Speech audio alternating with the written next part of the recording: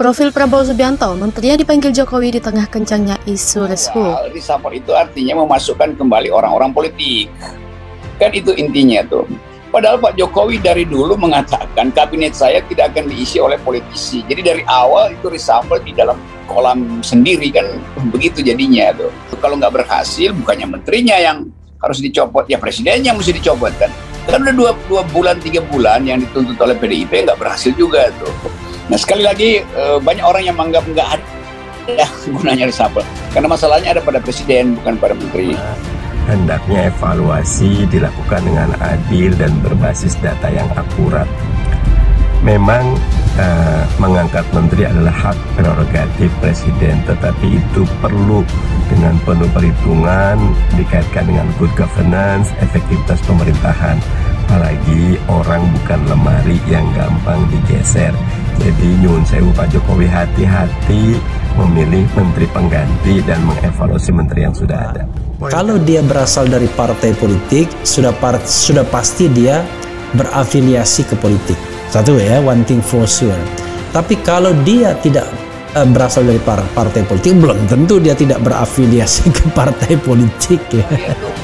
Pak Jokowi paham nggak penderitaan di bawah itu? Karena terkesan sekali dari awal reshuffle ini hanya untuk menyelamatkan beliau dari goncangan politik, bukan dari goncangan harga emak-emak yang menderita, yang laporan dari dapur terus sekarang berada di mana-mana. Jadi itu intinya sebetulnya, nggak ada hubungan antara keadaan real masyarakat dengan reshuffle.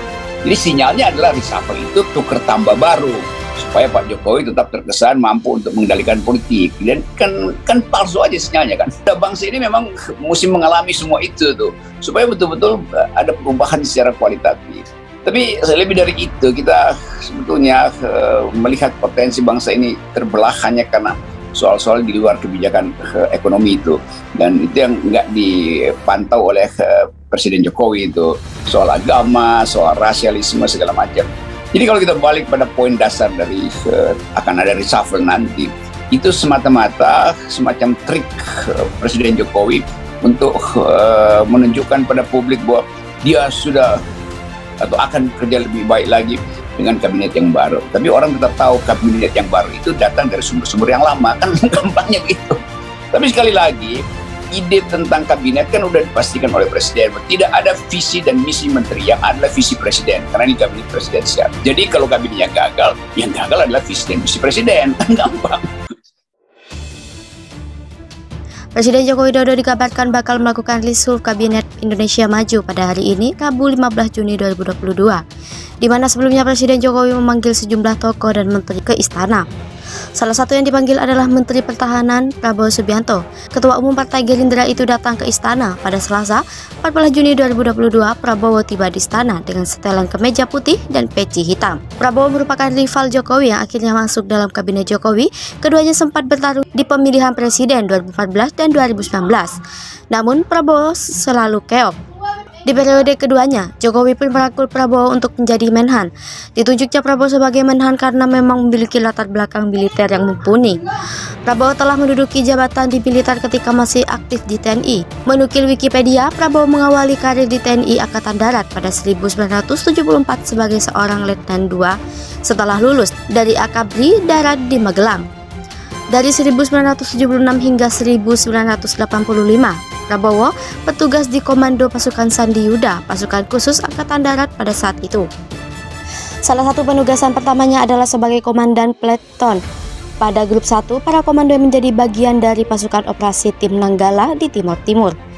Berusia 26 tahun, Prabowo merupakan salah satu komandan peleton termuda dalam operasi tersebut. Ia berperan besar dalam memimpin sebuah misi penangkapan terhadap Nicolau dos Reis Lobato, pemimpin Fretilin yang pada saat operasi Seroja mendapat sebagai Perdana Menteri. Pada 1983, Prabowo telah menjabat sebagai Wakil Komandan pada Detasemen Khusus 81 di Kaposanda. Pada 1985, Prabowo menjadi Wakil Komandan Batalion Infanteri Lintas Udara 328, pasukan para Raider di Kostrad.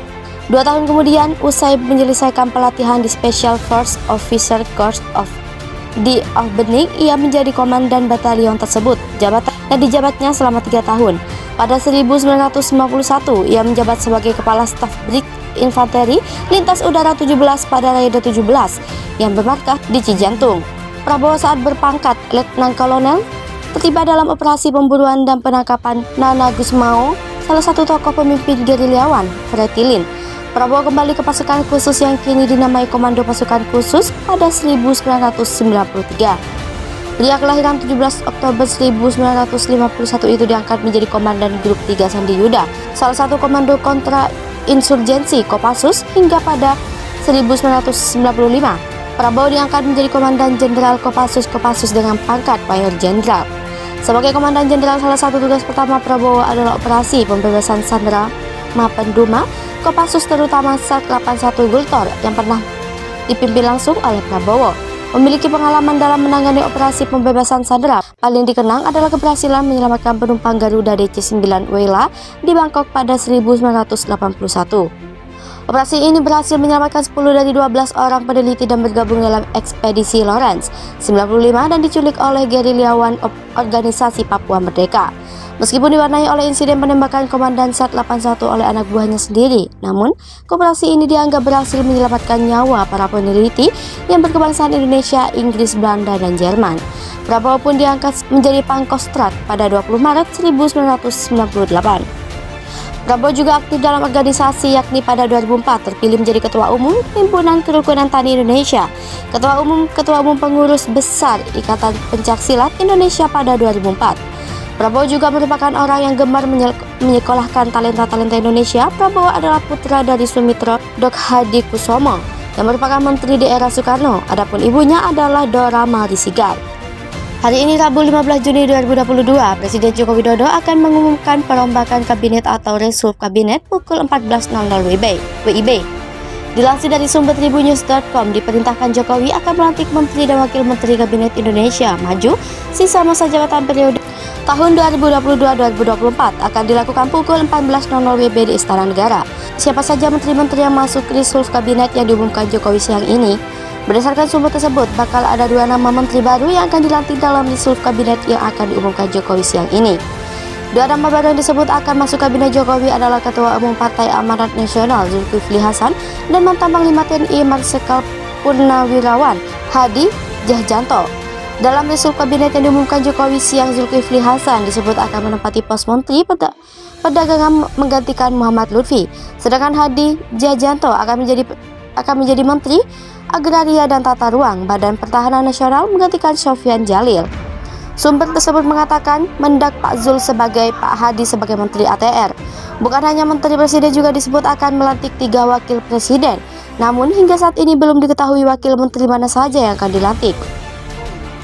Sebelumnya, soal kabar reshuffle pada hari ini, Menteri Sekretaris Kabinet Pramono Anung mengatakan bahwa perombakan kabinet merupakan hak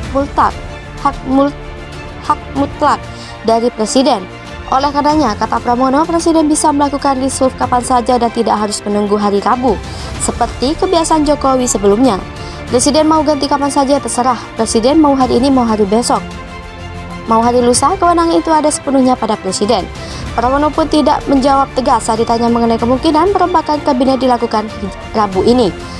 Hanya saja, ia menegaskan selama 8 tahun berjalannya pemerintahan ini, Presiden Jokowi sangat memahami apa yang menjadi kebutuhan kabinet sekarang ini. Lebih lanjut, Pramono mengatakan pemerintahan Jokowi Ma'ruf masih berlangsung kurang lebih 2 tahun mendatang. Maka Presiden Jokowi sangat paham kebutuhan akan kecepatan dalam menjalankan program pemerintah. Sementara itu, Selasa kemarin beredar nama-nama calon menteri yang akan mengisi pos baru di kabinet hasil reshuffle yang akan diumumkan siang ini dari Istana. Sebagian merupakan nama-nama lama dan ada juga sosok politisi Senayan. Menko Perekonomian Airlangga Hartarto diganti Luhut Panjaitan, Menko Marinvest Luhut Panjaitan diganti Erick Thohir, Menteri BUMN Erick Thohir diganti Budi Gunadi Sadikin, Menteri Kesehatan Budi Gunadi Sadikin diganti Abdul Qadir, Menteri Kehutanan Siti Nurbaya digantikan Zulkifli Hasan, Menteri ATR Sofyan Jalil diganti Bahlil Lahadalia, Menteri Pertanian Syahrul Yassin Limpo diganti Muldoko, KSP Muldoko diganti Hadi Djahjanto. PAN masuk kabinet. Partai Amanat Nasional diperkirakan akan masuk ke dalam gerbong pemerintahan Jokowi. Muncul sejumlah spekulasi bahwa reshuffle akan mengarah ke sejumlah menteri yang dinilai tak beri kontribusi ke pemerintahan. Adapun kabar menteri di luar partai politik yang akan tersingkir di kabinet tersebut. Ketua PBN PAN Arya membenarkan kemungkinan besar Presiden Jokowi akan melakukan reshuffle pada Rabu hari ini. Bima mendapat informasi PAN akan mendapat jatah 1 menteri. Bima juga menyebut partainya telah menyiapkan kader terbaiknya, namun katanya nama-nama itu ada di kantong Ketua Umum PAN Zulkifli Hasan.